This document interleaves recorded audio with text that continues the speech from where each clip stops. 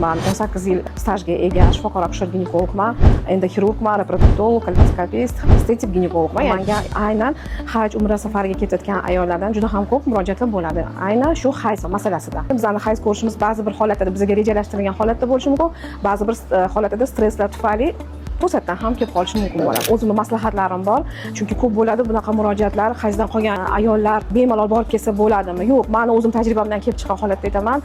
Ba'zi bir holatlarda mana 6 yil, 7 yil, 10 yil hattoki hayzdan qolgan ayollarimizda ham ba'zida endometriy bachadonning ichki qavati qalinlashib qoladi va endometriy giperplaziyasi bo'ladi. Ana shunday ayollarda periodda o'zida qon ketib qolishi mumkin yoki u yoqqa borgandan keyin eng xavotirli hayz kelishi emas, hayzdan tashqari qon ketish.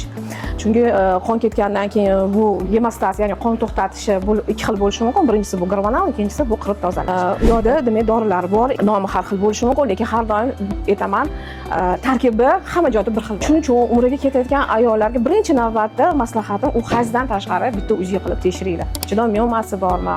Endometriy qavati qanaqa, tuxumdonda kistalar bormi yoki yo'qmi-da?